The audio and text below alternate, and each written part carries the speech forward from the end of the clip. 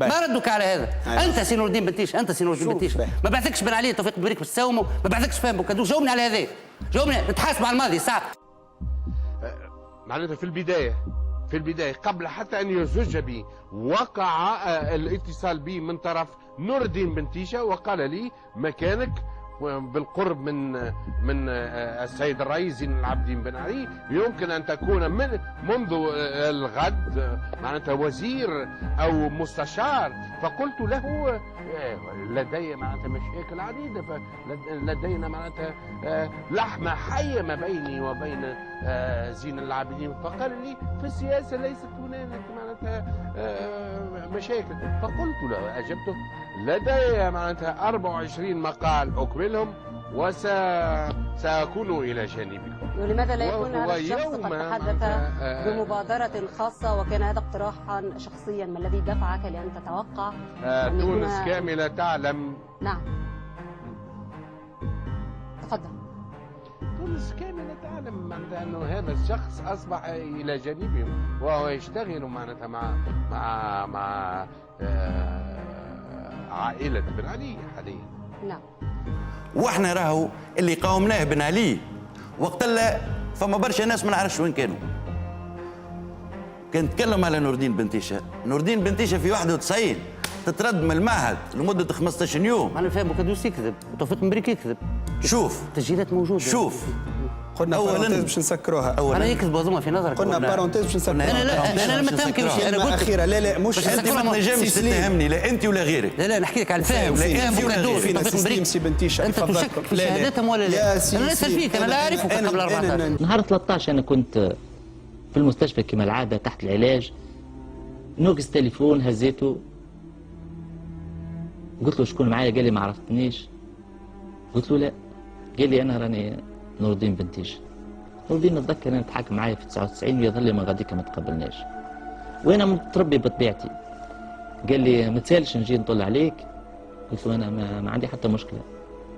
حصيل وجا قال لي ما جابش حتى ورده في يده. قال لي راي فما ازمه حقيقيه وراه في السلطه الان فما انقسام، فما وزاره الخارجيه ووزاره الصحه وزيد سمالي وزاره اخرى ما نعرفش وزاره العدل او الرئاسه راهي مشي مع مبدا اعتقالك، وراهي وزاره الخارجيه هي الوحيده الشاده فيه. وفهم انت سي ميو انك تخرج الدوله من المأزق هذا.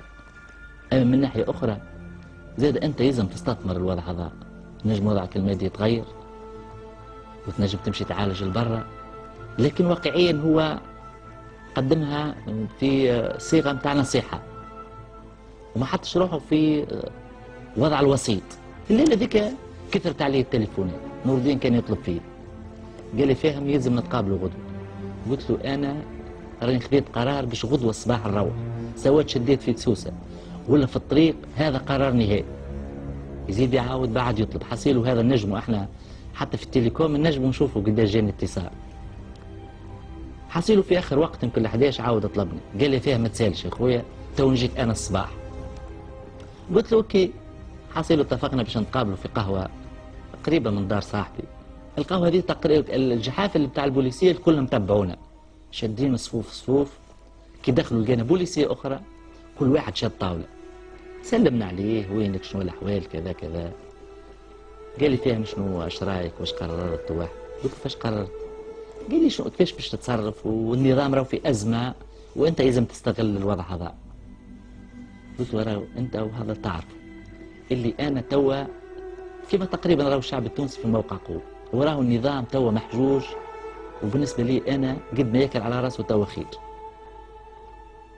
قال لي لا ومش معقول. قال لي والله راك انت تنجم تروح وتسلك. قلت له شنو باي ثمن؟ قال لي هذا انا راهو ما دخليش فيه، اما راهو معايا ان نيغوسياتور. قلت له شكون؟ قال لي برهان بسيس.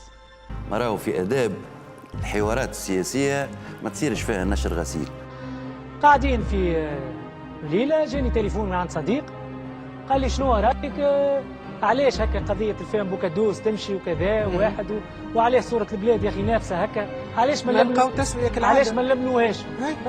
شكون الصديق؟ والله العظيم لا سعيد لا انا ولا الدور اعلامي الصديق، اعلامي هو اعلامي توا اعلامي توا يعرف موجود فيه لا لمحوا له يا ولدي يعرفوا الناس اللي متابعه القضيه برهان الناس الراي العام ما يعرفش. صديقي الشخصي اي هو اعلامي فين تو في اذاعه في تلفزيون في اذاعه محلل اي محلل سياسي دي مش مشكله يا اخي الاسامي في الواحد لا مهم الاسم نور الدين بنتيشه. اي نور الدين بنتيشه هو اللي يكلمك عن فهم بوكادوس. اي قلنا خلي نلملموا الموضوع وشنو رايك استعدادات. قلت له يا اخي سي الفهم بوكادوس مستعد يلم الموضوع ويلقاو صيغه ويزي كفى المامونيه شر القتال. قال لي كي يبداو الجماعه نتاعكم مستعدين لكن برهان مستعدين. سي سليم راهو انت وبرشا ناس من اخر الناس اللي نجموا يجيو يتكلموا على نور الدين بنتيش، يعني ما عمري ما شفته بن علي وما عمره بن علي ما بعثني للاكس ولا الايجراك داكوردو. لكن بنتيشه نعرفه كان يخدم مع الجهد السياسي عطاوه الورد الحمد ويخدم مع تاريخه بالذات.